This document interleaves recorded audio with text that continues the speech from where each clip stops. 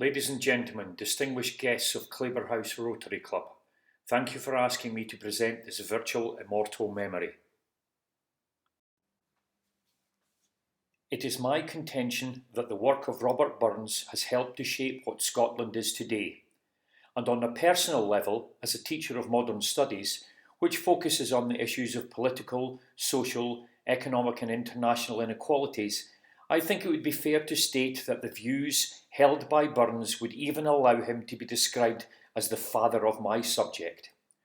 Burns was, in my opinion, a humanitarian, a champion of the rights of minorities. He spoke out against slavery, he spoke in favour of women's rights, he was an environmentalist, recognised animal rights, despised hypocrisy, stood for the common man and against the rich elite. He was a socialist, a nationalist, and an internationalist. Yes, he had his faults, but so do we all. Robert Burns was born to his parents William Burness and Agnes Brune on the 25th of January 1759, the eldest of 7 in a simple two-roomed button ben 2 miles from Ayr. The family slept, ate and cooked at one end of their wee house, and the few farm animals they had slept in the other. As there was no school available in the area, his father and some other local parents employed a talented young teacher by the name of John Murdoch to teach their children how to read and write. Burns showed an eagerness to learn, and although this paid education lasted only 2 years, the young Burns was keen to keep learning, and he read whatever he could lay his hands on. At the age of 6, he was reading books that someone twice his age would struggle to cope with. There is no doubting his remarkable talent, initially educated by Murdoch, then by his own father. As Burns grew up and his father moved from one tenant farm to another, he experienced hard physical farm labour as a young man. Working outdoors may have engendered Burns with a love of nature, but those long, wet and weary days in the fields possibly also contributed to his illness and early death. We capture a glimpse of Burns the ploughman in his famous poem To a Mouse, in which he apologises to a wee field mouse for destroying its nest with his clumsy plough.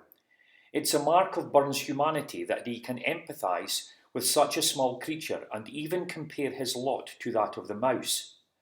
Burns' concern for his fellow creatures is one of his endearing traits, but there is more to this poem than a heartwarming appreciation of a wee mouse's plight.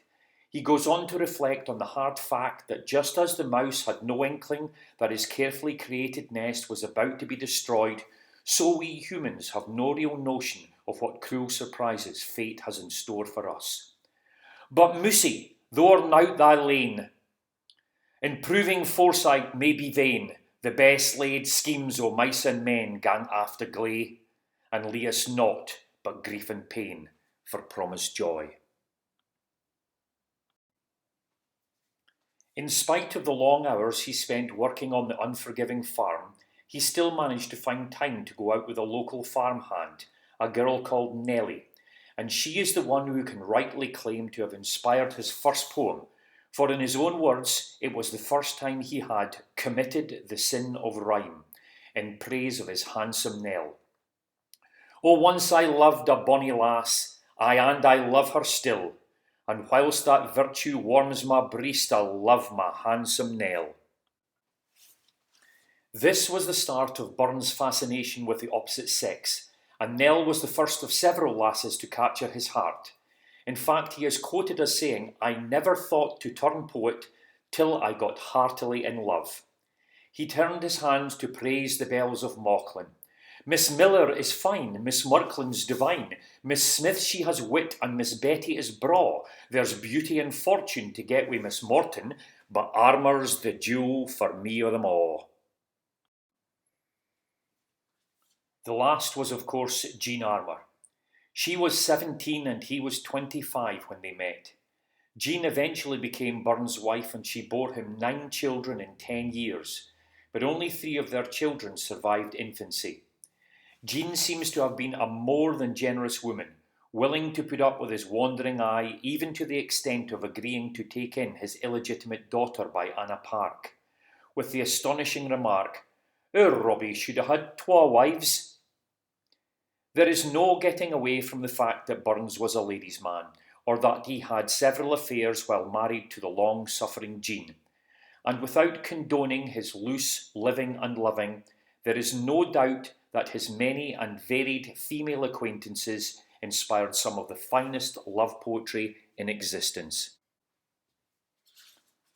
This includes the tearful farewell, A Fond Kiss, dedicated to Agnes Maclehose, an attractive, sophisticated and cultured lady who Burns wooed. A fond kiss and then we sever. A farewell, alas forever. Deep in heart-wrung tears I'll pledge thee, warring sighs and groans I'll wage thee. His love poetry also included the chart-topping Red, Red Rose. Oh, my love is like a red, red rose that's newly sprung in June. Oh, my love is like the melody that's sweetly played in tune. As fair thou art, my bonny lass, so deep in love am I, and I will love thee still, my dear, till all the seas gang dry. The majority of poems he is most famous for found their way into what is known as the Kilmarnock edition. Published in 1786 and selling out the entire print run of 612 copies in less than a month, so began Burns' rise to fame at the age of 27. His first work was published by John Wilson at Kilmarnock in Ayrshire, entitled Poems Chiefly in the Scottish Dialect. Robert's motivation for publishing his work was initially financial, but he also relished the prospect of seeing his poems in print. The simple, unbound book covered in plain blue paper was to reach the socialites of Edinburgh, where it was met with curious wonder. In order to capitalise on his newfound fame and relative fortune, Burns moved to Edinburgh, and a second edition, known as the Edinburgh edition, was published on the 17th of April 1787, selling over 1,300 copies. Basing himself in Edinburgh, Burns began to travel the country, touring the Highlands and the Borders, and it was while in Edinburgh that Burns became a serious collector and writer of songs, eventually amassing over 400 for publication. In the last 10 years of his life, Burns also wrote, among others, Auld Lang Syne in 1788, Tam O'Shanter and John Anderson My Joe in 1790, A Fond Kiss in 1791, Highland Mary in 1792, Scots Whae in 1793, and A Man's a Man for All That in 1795. In those last 10 years, the poem that has been hailed as one of his greatest is Tam O'Shanter. Written by all accounts in one evening and starting life as a footnote in a book about haunted Scottish churches. It's a poem about friendship, the demon drink and ghosts, to name but a few topics.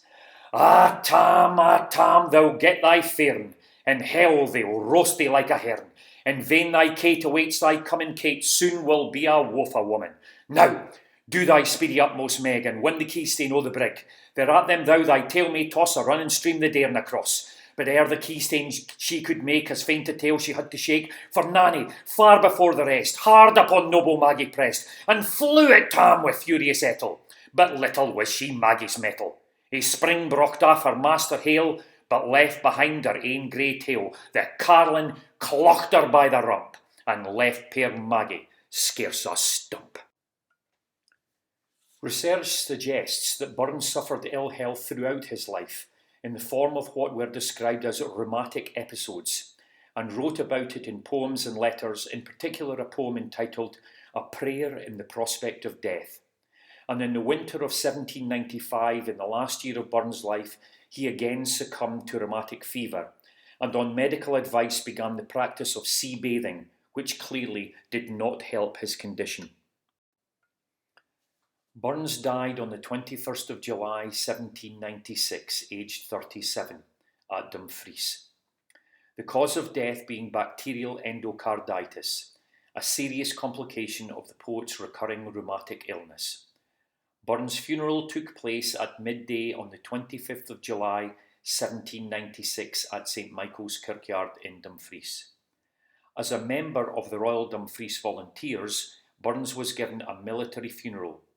The regiment attended in full uniform, and 3 gunshots were fired over the bard's grave, as was the tradition. Attendance at Burns' funeral was unprecedented, with thousands of mourners lining the streets of Dumfries leading to the kirkyard.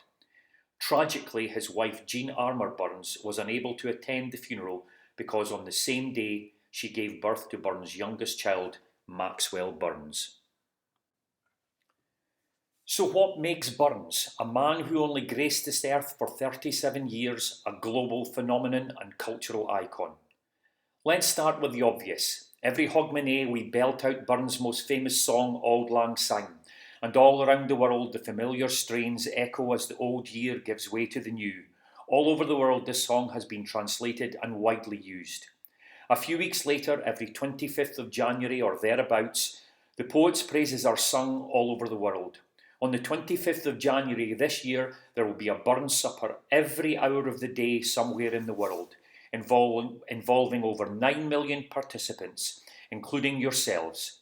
The Scottish diaspora, who have moved to live in every corner of the globe, have taken with them this important cultural celebration, which represents and preserves their Scottish heritage. We Scots have celebrated his life and work every year since his death and adopted him as our national poet. Although he was dead by the age of 37, his memory has been immortalised in ways that most writers can only dream of.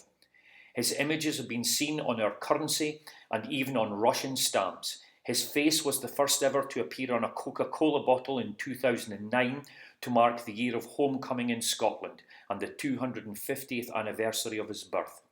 Memorabilia, tourism, Burns suppers, festivals and all the rest that is associated with Burns are reckoned to be worth over £200 million a year to the Scottish economy. Burns was famous and infamous by turns. Rantin, rovin' Robin, as he called himself, had a fondness for wine, women and song, and this in many ways made him appealing as a man of the people, an everyman. He had an extraordinary eye for detail in all aspects of his life. He had the ability to draw valuable lessons from even the simplest of things, and it is qualities like these that made him universally admired. Burns also had a passion for his home country, perhaps best encapsulated in Scots Wha Hae, a poem that was inspired by his visit to the battlefield of Bannockburn. It imagines Bruce's do-or-die speech to the Scots army on the eve of the battle with the invading English. Scots Wha Hae where Wallace bled, Scots wham Bruce has often led, welcome to your gory bed, or to victory. Many years after Burns' death, fellow Scot Keir Hardie, the founder of the British Labour movement, wrote that he owed more to Burns than any man living or dead. Furthermore, a leading American academic has claimed that Abraham Lincoln could recite Burns' work by heart, and that the Scots' passion for social justice fueled the US leaders' crusade to emancipate African American slaves. So it's no wonder that we Scots honour Burns and keep his memory alive when we see the extraordinary range of his poems delivered in that rich and varied Scots tongue. Here is a man with a love of women and a love of nature, a concern for the rights of his fellow humans and an ability to poke fun at pomposity, a great pride in his country and a desire to preserve the best of our musical heritage in song and verse. He was a great storyteller with an infectious sense of humour and a love of life. He inspired the likes of J.D. Salinger and John Steinbeck. He was quoted by Dr. Martin Luther King. His songs are performed by Bob Dylan and Paolo Nutini, amongst countless others. Glorious and imperfect Robert Burns may be, but there is no doubt that his remarkable work has permeated our culture, here in Scotland and indeed all over the world. Ladies and gentlemen, members and friends of Claverhouse Rotary Club, hopefully you have learned a little of the importance of Burns to me, to the nation of Scotland and the wider world. So please be upstanding, charge your glasses and raise them in a toast to the immortal memory of Robert Burns. Thank you.